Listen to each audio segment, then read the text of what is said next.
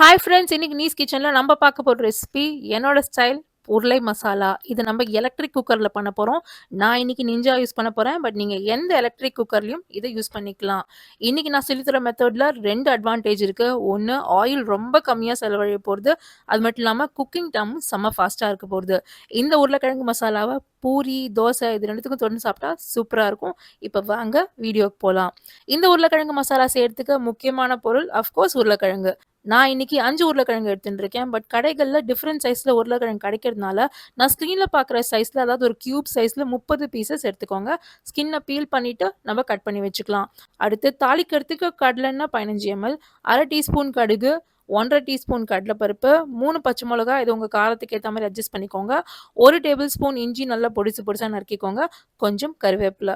இதோட சேர்த்து 1 1/4 கப்பு பொடிசு பொடிசாக நறுக்கின வெங்காயம், 1/2 கப்பு பச்சை பட்டாணி, 1/4 கப்பு பொடிசு பொடிசாக நறுக்கின தக்காளி, 1/4 டீஸ்பூன் மஞ்சள் பொடி, 500 ml தண்ணி, 2 டீஸ்பூன் கடலை மாவு. ரொம்ப ஃபாஸ்ட்டாக சொல்லிட்டேனோ, அதனால தான் டிஸ்கிரிப்ஷனில் எழுதியிருக்கேன். கடைசியாக ரொம்ப முக்கியமான ஐட்டம், தேவைக்கு ஏற்ப உப்பு. நான் 1 டேபிள் ஸ்பூன் சேர்த்துட்டுருக்கேன். ஏன்னா இங்கே பொட்டேட்டோஸ்லாம் கொஞ்சம் ஸ்வீட்டாக இருக்கும்.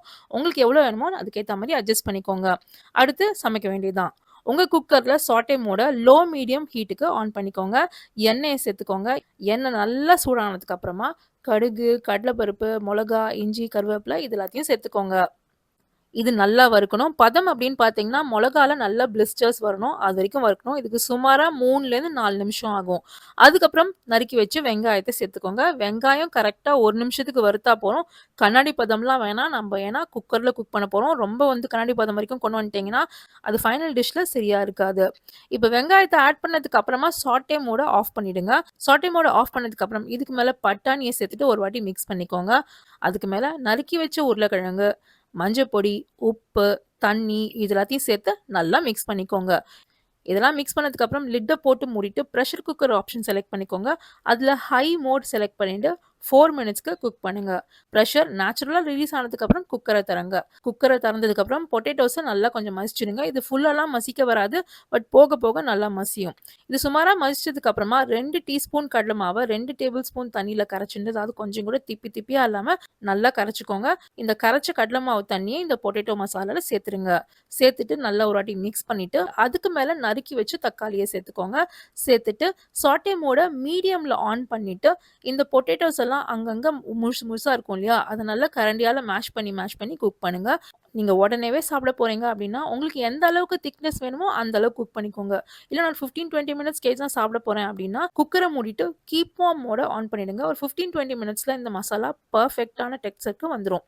இதில் முக்கியமான பாயிண்ட், பொட்டேட்டோஸ் மட்டும் நீங்கள் கரெக்டாக மேஷ் பண்ணிட்டீங்க அப்படின்னா இந்த கீப் வார்மே பாதி வேலையை செஞ்சு முடிச்சிடும். அவ்வளோதான், நம்மளோட பொட்டேட்டோ மசாலா ரெடி. செஞ்சு பார்த்தீங்கன்னா கமெண்ட் செக்ஷனில் சொல்லுங்கள். நான் இன்னைக்கு பூரியை வச்சுன்னு சாப்பிட்டேன். உங்களுக்கு தோசையை வச்சு கூட சாப்பிடலாம். சப்போஸ் தோசைக்கு பண்ணுறீங்க அப்படின்னா இன்னும் கொஞ்சம் கெட்டியாக குக் பண்ணிக்கோங்க. உங்களுக்கு இந்த வீடியோ யூஸ்ஃபுல்லாக இருந்திருக்கும்னு நினைக்கிறேன். என்னடா இவ எலக்ட்ரிக் குக்கரில் சொல்லித்தராலே மற்றவங்களுக்குலாம் அப்படின்னு நினைக்காதீங்க. ஆல்ரெடி நம்ம சேனலில் ஓப்பன் பாட்டில் இந்த பொட்டேட்டோ மசாலா இருக்குது. ரொம்ப பேர் ட்ரை பண்ணல. அட்லீஸ்ட் எலக்ட்ரிக் குக்கரில் போட ட்ரை பண்ணுறீங்களான்னு பார்க்கலாம். அவங்கள சீக்கிரம் இன்னொரு வீடியோவில் சந்திக்கிறேன். See you soon.